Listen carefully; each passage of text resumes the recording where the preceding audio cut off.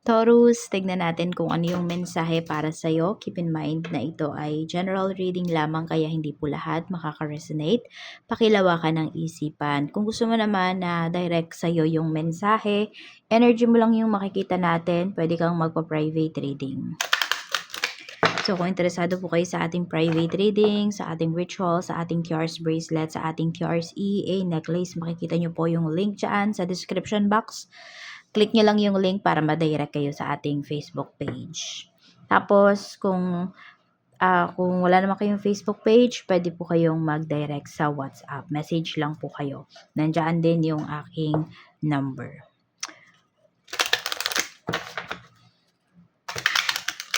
Tignan natin ano yung mensahe. We have do some research. We have easy does it. Tignan natin na kung saan-saan bang aspect yan ng life mo. Healing, healed, healer. Tignan natin, Taurus. Ano tong do some research? Sabi sa'yo dito, you need more information about situation. Look into it further before proceeding. So, saan tong aspect ng life mo? Or anong sitwasyon ito? Okay, so more on about ito, meron ba dito nagbabalak kasi pag move ito so pwedeng mag-iiba ba kayo ng trabaho? Magko-cross country ba yung iba sa inyo? Lilipat kayo ng bahay. So, or meron dito kung negosyo po ito, pwedeng lilipat kayo ng pwesto. So, pag-aralan nyo munang mabuti. Tignan nyo yung surroundings ninyo. Safe ba? Matao ba? Yan. Papatok ba yung inyong negosyo? Kung lilipat ka ng bansa, ano yung mga opportunities na nandoon na bagay sa'yo, na tugma sa, sabi natin, sa napag-aralan mo, sa skills na mayroon ka. So, pag-aralan mo daw muna yung mabuti. At kung meron din pala dito, kasi this is, pag mo move, pwedeng travel kasi to. So, ayan, kung magta-travel kayo, anong month maganda para sa inyo. Kung meron dito naman, bibili kayo ng sasakyan. Ayan, tignan nyo muna, may unang-una tanong nyo, tignan nyo, may garahe ba kayo? Saan nyo ipaparada yan? Tapos, bakit kayo bibili? Lagi nyo bang magagamit or mas madalas ba ma-stock lang sa bahay? So, ayun po, no? Kaya, pag-aralan nyo daw muna. You do research about it. Hindi pwede na, yung iba kasi, di ba, pag nagustuhan lang, bibilin ka agad, yung tipong ganun. So, pag-aralan nyo po para kung, ayun nga, may bibilin man kayo, kung sasakyan man ngayon, hindi siya ma-stock. Kung lilipat kayo ng bahay, secure ba? Accessible ba siya sa mga palengke, hospital, sa trabaho mo? Minsan kasi diba, tinitignan lang natin, uy, mura dito tayo. Pero baka mas mapamahal ka pa pagdating sa kunwari sa pamasahe kasi sobrang layo pala sa trabaho mo. Ano naman tong easy does it? Sabi dito, stop trying so hard to control everything and all the doors will open for you. We have 6 of Cups. Ayan. So, more on about ito sa meron dito kasi parang nahihirapan kayong maghanap ng bagong trabaho. Kaya pwedeng nag-hold on pa rin talaga kayo dyan sa, sabihin natin, sa trabaho na hindi talaga sustainable. Or sabihin natin parang kung meron na kayong pamilya, ang kaya lang talagang buhayin ng sweldo ninyo is pang single, yung tipong ganyan. Or pwedeng sabihin natin kayong dalawang mag-asawa lang. Kayong mag-asawa lang. Yung tipong ganun. So, ayan po, Pero nakikita ko naman sa'yo dito kasi Taurus, thankful ka naman. Kaya may mga blessings din talaga na pumapasok sa'yo. So, ayan po, pinapakita kasi dito, nag-overthink kasi yung iba sa inyo. Kasi nga, nai-stress talaga kayo dahil dito. So, mas mag-relax daw kayo, mas papasok yung opportunity or mas darating yung opportunity sa inyo. Pero once na dumating yan, huwag mo nang papakawalan. So, healing, healed, healer. Healing energy surrounds you and this situation. We have the Lovers. So, kung meron, may sakit ba yung asawa mo? Or nagkatampuhan ba kayo nitong nakakaraan? So, pinapakita po dito, maayos yung relationship ninyo. Actually, pwedeng mas magiging sweet pa kayo sa isa't isa. Tignan natin kamusta naman yung iyong emosyon ngayon. So, kung kailan nyo po makita yung video natin na to ha, pwede pa rin kayo makaresonate. Kaya din ako naglalagay ng date. Kasi gano'n naman talaga sa tarot. Sometimes nga kahit years na, tapos nakita nyo yung video, parang hinahata kayong panoorin or bigla na lang lumabas sa feed ninyo, tapos nakaresonate kayo. So, we have Page of Cups. So, maganda po parang fresh na fresh yung emotions mo ngayon. Fresh yung, ayan, basta lahat, ganun. Parang masaya ka sa mga masaya yung nararamdaman mo. Very positive yung iyong energy, very positive yung heart mo ngayon. Ayan po. Parang kung may gagawin ka man, talagang magiging happy ka. Walang dito, parang, ano ba yung tawag dun? Parang sobrang inosente ba? Ganyan yung nafe-feel ko sa'yo pagdating sa, sa nararamdaman mo. Yan, you're happy. We have naman, the devil, pagdating to sa isipan mo. May mga kinokontrol ka dito ng mga bagay-bagay. So, yun nga yun, pwedeng ito yung pagiging padalos-dalos mo pagdating sa mga gagawin mo. Pinag-iisipan mo talaga siya. Yan po. Pwede kasi na positive to, pwede rin tong negative eh.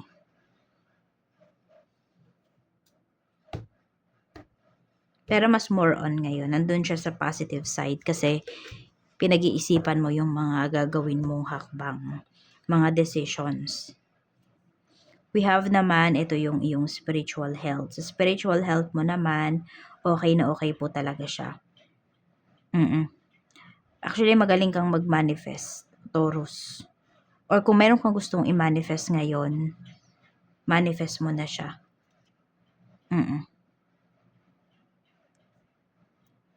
Ang gawin nyo, pwede kayo magsulat sa papel ng gusto nyong i-manifest. Pero kasi mas maganda kasi iba pag kunwari nagwi-wish, nagma-manifest, ang daming nilalagay. So mag-focus lang muna kayo sa iilan lang na mga wishes ninyo. Kung kaya nyo nga isa lang or dalawa or hanggang 3. Ganun. Yung iba kasi napakadaming nilalagay eh. So, ayun, para makapag-focus ka, para mas mabilis mong ma-manifest, kontian mo lang. Tapos, sulat mo nga sa papel. Pwedeng brown na papel or pwede rin naman na white paper. Tapos, sulat mo lang, lagay mo yung pangalan mo, yung birthday mo, tapos yung wishes mo. Tapos, mag-thank you ka. May thank you sa huli. Yan. Tapos, ibaon mo sa lupa. Yan. Pwede mo yung gawin. Tapos, huwag mo aalalahanin yung wishes mo na yon. Pero, pwede mong tandaan kung saan mo siya ibabaon. Ganun yung gawin mo. It's up to you kung gagawin mo yun ha. Suggestion ko lang yon sa'yo. Tignan natin. Okay na okay yung spiritual health mo. Na-activate talaga ngayon. Some of you nga ito, na-activate yung yung pagiging healer po ninyo. Energy naman ng mga taong makakasalumuha mo. We have Knight of Wands, mga nagmamadali, very passionate pagdating sa kanilang ginagawa. Napaka-eager. Yan po. Pwedeng madala ka nila. Or ano ba yun? Ma-motivate ka ng mga tao sa paligid mo ngayon. Maganda yung energy nila. Oo. Kilos kung kilos. Blessings naman na pwede mong ma-receive. So, we have Ace of Cups. So, kung ano man po itong hinihintay mo, pwedeng ito relationship din. Some of you. Ayun nga, pwedeng nga maayos yung inyong relasyon, diba? Or pwedeng ito ay offer. So, bagong relationship, pwede rin. Meron din good news na pinapakita rito. So, yung good news na to, depende yan sa sa mga hinihintay po ninyo. Yan. Meron din dito sobrang magiging, parang maamo sa'yo, ganyan. Sobrang magiging mabait sa'yo. We have Queen of Swords. Meron namang tao dito na sobrang concerned po sa'yo. Very direct yung mga approach nito sa yung taong to. Nasa sa'yo na lang yung kung mamasamain mo ba, ayun. Mamasamain mo ba yung sinasabi ng tao na to. Pero ito ay concern lang talaga sa'yo. We have justice. So, kung merong mga legal papers, mga legal matters kayo na inaayos dito, ayan po. So, pwedeng doon nyo ma-receive yung good news. Kung naghahanap ng trabaho, yan, nag-apply kayo for loan, ma-approve po yan. May dito, visa application, citizenship, ayan. So, kung ito, 'di ba tagal na kayong nanonood, tas madalas niyo 'tong naririnig pero hindi pa rin dumarating. So, mag-manifest na po kayo. But you make sure kung ano man yung i-wish ninyo, pinapaniwalaan niyo po talaga 'yon. Okay? Dapat wala kayong doubt kapag magma-manifest kayo. So, ano naman yung blockages sa life mo? We have Page of Pentacles. So, more on about knowledge ito. So, pwedeng kulang pa po talaga yung inyong kaalaman. Kaya din siguro, ayan, sinasabihan talaga kayo dito na kailangan you do some research. So, wag kayong, sabi dito ni Universe, wag kayong makontento sa kung ano lang yung alam ninyo ngayon. Kasi madami pa daw po kayong malalaman, madami pa kayong pwedeng malaman. So, yan yung nakakapagpa-block. Kasi kung sinasabi mo na, okay na to, okay na yung alam ko, hindi ko na kailangang malaman pa yung ibang bagay, kontento na ako sa nalalaman ko.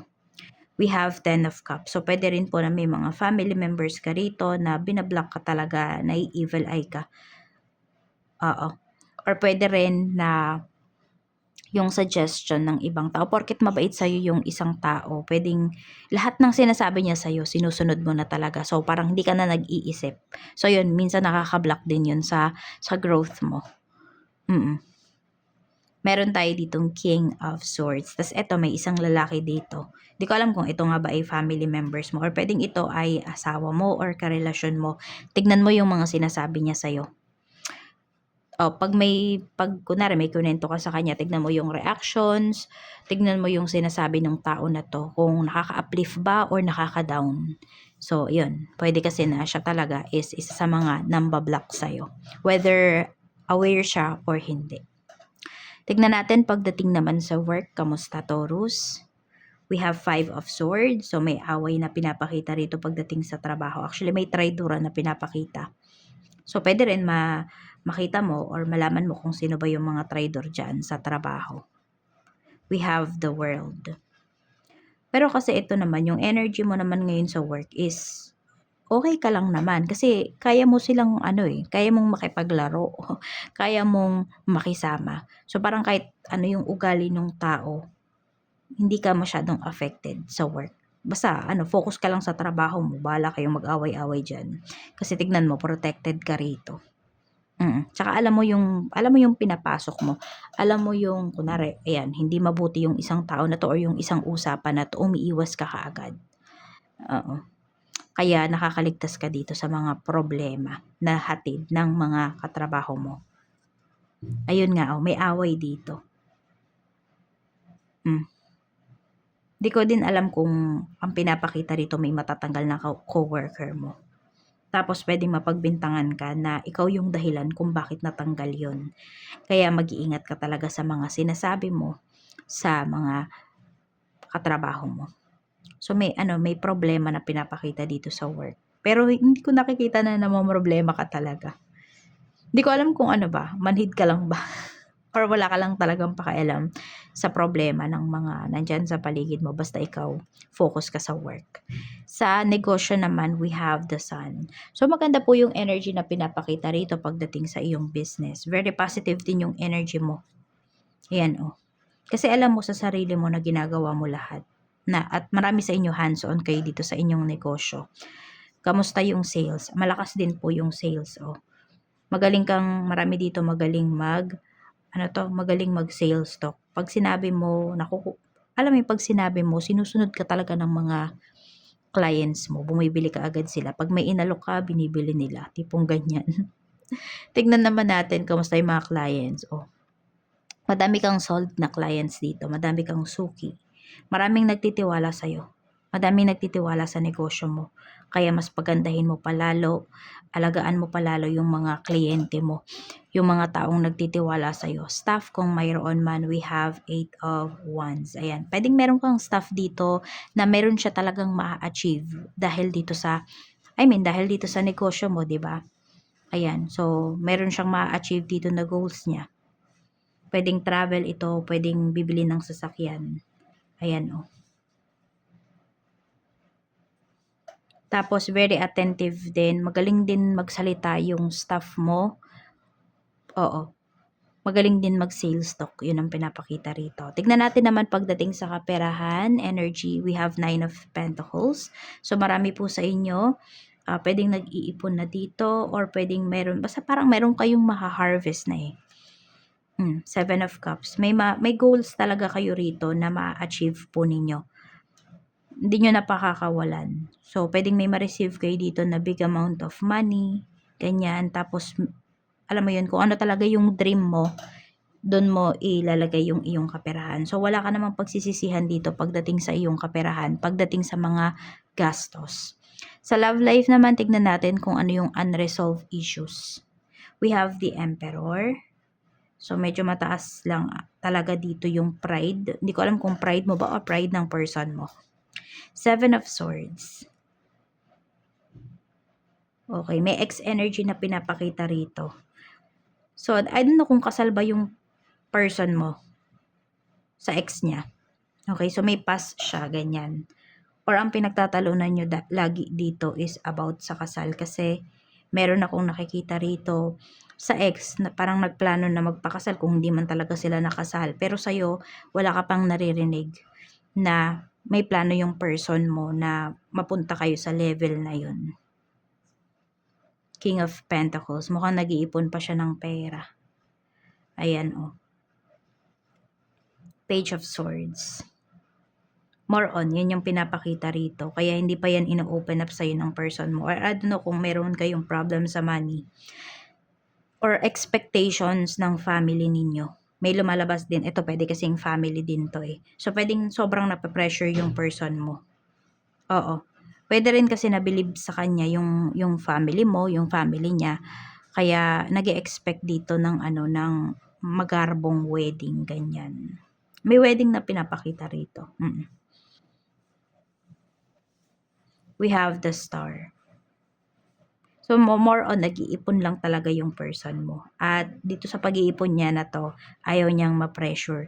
Kaya hindi niya ino-open up sa'yo yan. Or kung may mga plans man kayo dito, hindi niyo pa ulit napapag-usapan kasi ayaw niyang ma-pressure. Bawal palang i-pressure itong person mo. We have 10 of Swords. Pero ito yung iba naman sa inyo, feeling ninyo binetray kayo. Actually nga kasi may X energy kasi dito eh. So, di ko alam kung hindi nyo ba alam na kasal ba yung person ninyo or may bumabalik na ex niya dito. Ayan. So, ayan lang po yung mensahe para sa'yo. Tignan pa natin. Kuha na lang tayo dito. I'm open to receive any messages, please, Spirit Guide for Taurus. Meron tayo ditong The Tower. Sabi rito, are you isolating yourself or feeling trapped? What is keeping you in this high place and how might you climb down? Ayan. So, may mga bagay or could be, umiiwas ba kayo sa mga tao ngayon? Umiiwas kayo sa problema, hindi ninyo hinaharap. So, wala talagang maaayos, 'di ba? So, kaya nga yung sinasabi ko dito, pwedeng yung about sa pride, 'di ba? Sino ba talaga yung ma-pride? Ikaw ba o yung mga tao sa paligid mo? So, ayan lang po. Ayan yung tanong sa inyo ni Universe. Yan lang po. Maraming salamat, Taurus. Mag-iingat ka. More blessings to come. And see you again on my next video.